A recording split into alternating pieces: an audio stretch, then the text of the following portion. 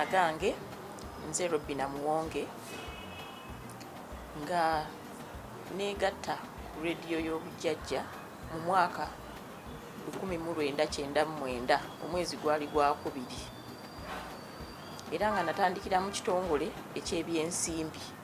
Okusooka byonna neebaza Ssaabasajja Kabaka eyateekawo ekitongole kino olw'ensonga nti kyayamba nnyo okuwa abantu be emirimu nga nange kweŋŋendedde, ate nga okuva mu mwaka 1999 bwe nayinjirira mu kitongole kino natandika okukola n'ekitongole ky'ebyensimbi, naye nga bwe twongeddeko obukugu obw'enjawulo nzize nga nninnya amadaala okuva we natandikira na buli kati si wendi, okuva mu kifo ekya okukola operations then n'okutuuka kati tino ku level ey'obwa manager, era nga kati ekitongole ekya kalondoozi mu CBS mwendi kati nga nze kikulira.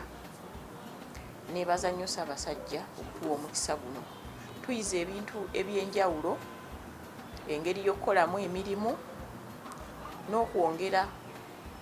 n'okwongerako obumanyirivu bwaffe mu bye tukola. Era mu kukola ne CBS yatandika nga radio nejja ng'ekula n'egattako ebitongole ebirala n'egaziwa.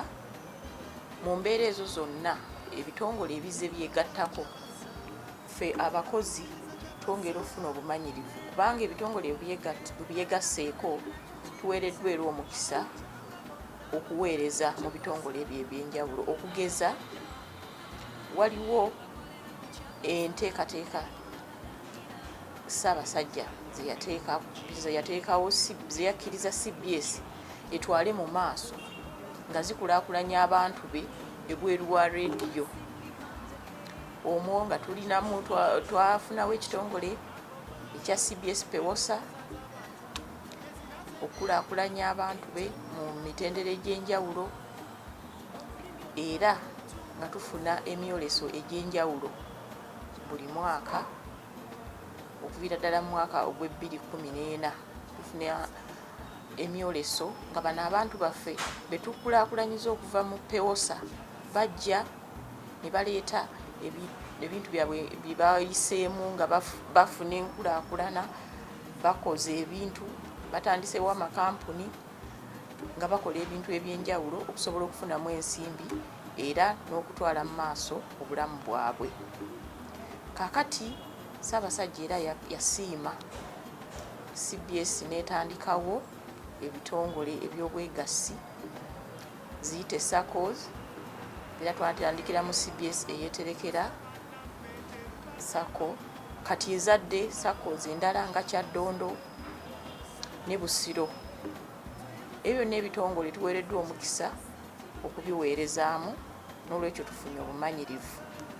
Nze nga njozaayoza abakozi bannange bonna mu kiseera kino eky'okuweza emyaka 26, era neeyongera okubasaba tweyongere okukola ennyo okwongera okutwala mu maaso enteekateeka Ssaabasajja zaataddewo ng'ayita mu rediyo eno.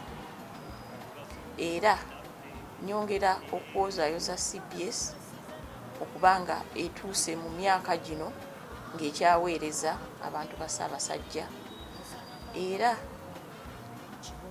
nyongera okujaagaliza obuwanguzi mu byonna byonna byeteekateeka kubanga byongera omumuli Obwakabaka bwa Buganda n'okwongera okubeera Obwakabaka okwongera okubeera obw'omugaso eri abantu bonna aba Buganda ne Uganda yonna.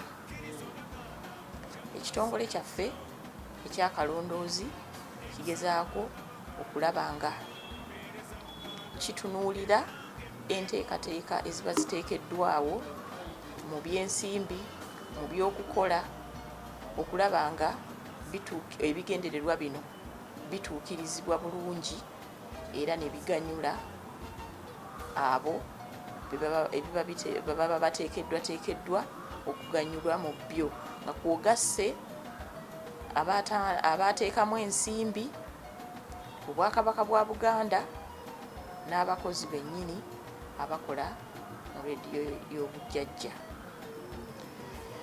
Njagaliza CBS byonna byonna byeteekateeka okuva kati n'emyaka egirijja. Ssaabasajja Kabaka awangaale.